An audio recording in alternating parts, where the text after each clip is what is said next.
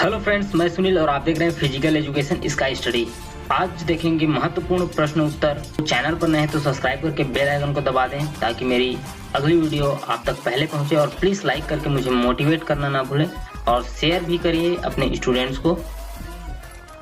चलिए फ्रेंड्स, तो कोचिंग का ये मेरा अगला वीडियो फिजिकल एजुकेशन से रिलेटेड है। पूरा क्वेश्चन इंपॉर्टेंट है। पहला क्वेश्चन है, स्पीड किन घटक फैक्टर से बना है? तो ये बना है आपका डिस्टेंस अपॉन टाइम, इसका आंसर होगा। और इसका जो पीडीएफ है आपको मिल जाएगा टेलीग्राम पे। सेकंड क्वेश्चन है, मूवमेंट का फॉर्मूला क्या है? तो आंसर है इसका P equal to mv। Next है, एक्सीलरेशन किसके मध्य अंतर का परिणाम है? तो आंसर देखते हैं। इसका आंसर हो जाएगा आपका वेलोसिटी फाइनल होगा, फाइनल वेलोसिटी से आपका इनिशियल वेलोसिटी। ठीक है, वेलोसिटी इनिशियल। नेक्स्ट है, यदि force arm equal to weight arm equal to 2 तो फोर्स क्या होगा? आंसर हो जाएगा आपका 2n। नेक्स्ट क्वेश्चन, न्यूटन का प्रथम नियम क्या कहता है? आंसर है इनर्शिया का नियम, यानी जड़त्व का नियम होगा। लॉन्ग जंप करते समय पैर में कौन सा लीवर कार्य करेगा? तो ये बहुत इंपॉर्टेंट क्वेश्चन है और आंसर है सेकेंड और थर्ड क्लास लीवर काम करेगा। नेक्स्ट क्वेश्चन है, किसी वस्तु की सेंटर ऑफ ग्रेविटी बढ़ने पर स्थायित्व क्या होगा? तो आंसर है इसका कम हो जाएगा। आंसर क्या होगा? कम हो जाएगा। आठवां क्वेश्चन है, F इक्वल टू ma में m क्या है? तो इसमें m का अर्थ क्या होगा? तो m होता है आपका मास, यानी द्रव्यमान। नेक्स्ट क्वेश्चन है, F इक्वल टू ma किस नियम को परिभाषित करता है? तो ये नियम सेकेंड लॉ ऑफ एक्सीलरेशन को परिभाषित करता है। नेक्स्ट क्वेश्चन है, स्पीड वेलोसिटी एक्सीलरेशन फोर्स में अलग राशि क्या है? इसका अलग राशि होगा स्पीड आदिश राशि है। ठीक है, पृथ्वी का गुरुत्व कितना होता है? तो पृथ्वी का गुरुत्व आपका 9.8 मीटर पर सेकेंड स्क्वायर, ये आपका आंसर होगा।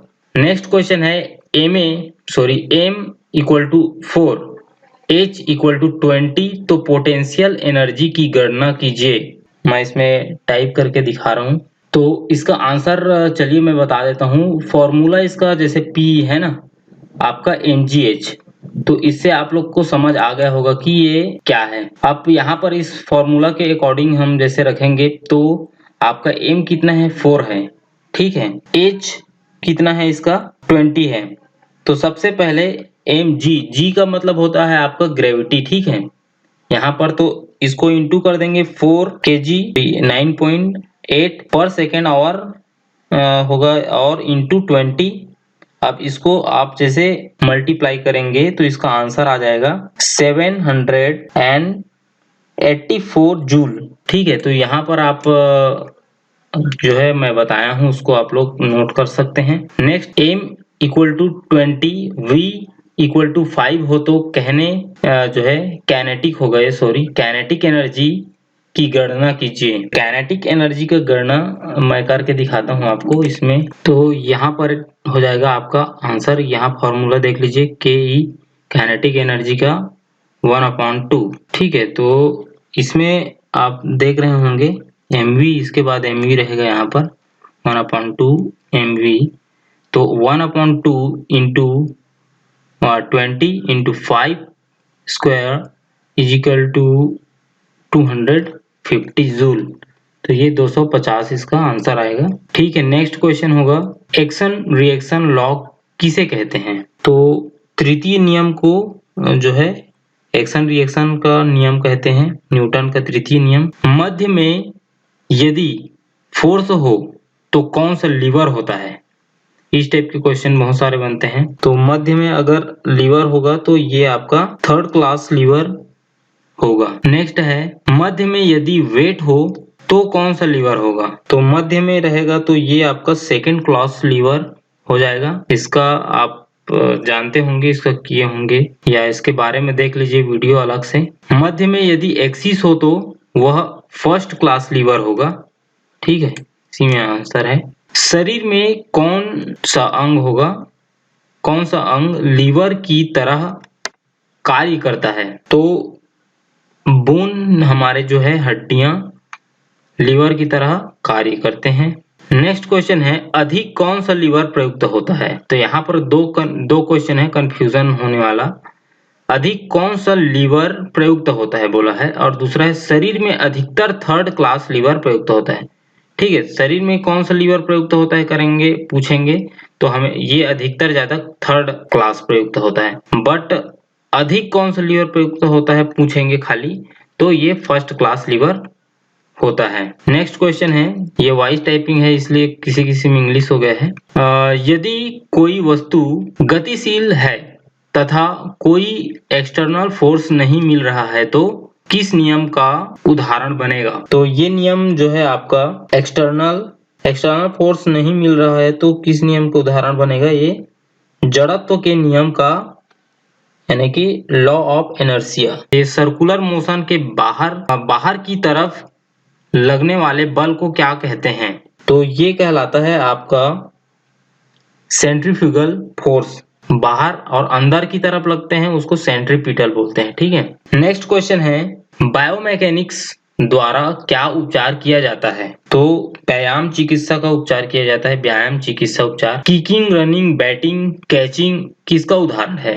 तो ये आपका उदाहरण होगा न्यूटन के द्वितीय एवं तृतीय नियम का। यहाँ पर क्वेश्चन में पूछना चाहिए कि किकिंग, रनिंग, बैटिंग, कैचिंग किसका उदाहरण है, यानी कि कौन सा नियम का, न्यूटन के कौन से नियम का?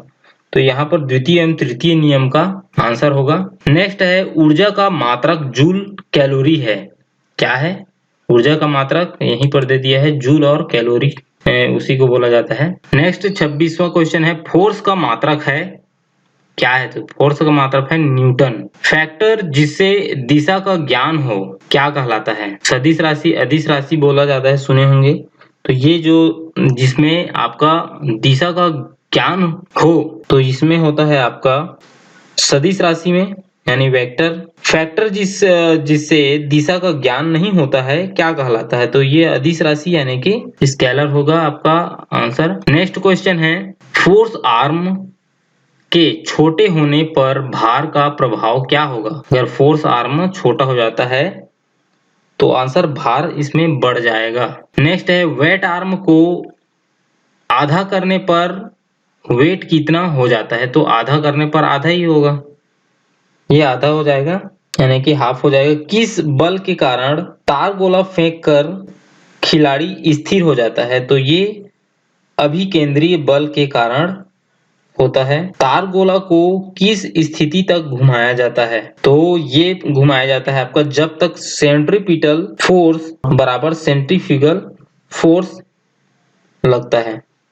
ठीक है, नेक्स्ट है बायोमैकेनिक्स किस विज्ञान का अंग है? तो ये किन्सियोलॉजी का विज्ञान है, किन्सियोलॉजी का अंग होगा। जहां से वस्तु ऑब्जेक्ट का घूर्णन होता है क्या कहते हैं? तो ये कहा जाता है फलक्रम एक्सिस। गति के नियम किस सन में दिए गए? तो ये दिया गया था आपका 1687। आप एक बार गूगल भी कर लीजिए और कमेंट जरूर करिए इस क्वेश्चन का आंसर। मांसपेशी किसकी सहायता से बोन में बल लगाते हैं? तो ये आपका टेंडन में बल लगाया जाता है, आप लोग जानते हैं इसको, कई बार, बहुत बार हो गया ये क्वेश्चन मेरे सीरीज में। नेक्स्ट है वेलोसिटी की गणना का सूत्र है का v equal to displacement upon time होगा आंसर। फिर से v equal to displacement upon time. Next है किन्सियोलॉजी के जनक का नाम अरस्तु है, तो यही है आंसर, अरस्तु है। वह विज्ञान जिसमें गति का अध्ययन किया जाता है, तो ये क्या है आपका काइनेमैटिक्स कहलाता है, इसका आंसर काइनेमैटिक्स। और एक चीज है इसका अरस्तु, कैसे हिंदी में भी अरस्तु ना लिख करके अरिस्टोटल लिख दिया रहता है, तो इससे कंफ्यूज ना हो। ठीक है, वह विज्ञान जिसमें बल फोर्स का अध्ययन, बल यानी होगा बल फोर्स का अध्ययन किया जाता है वह क्या कहलाता है? तो वह विज्ञान जिसमें बल फोर्स का अध्ययन किया जाता है वह क्या कहलाता है? काइनेटिक्स इसका आंसर होगा। तो चलिए दोस्तों, वीडियो कैसा लगा जरूर कमेंट करके बताएं। Thank you. जय हिंद, जय भारत, नमस्ते, सलाम, सत श्री अकाल, वड़क्कम।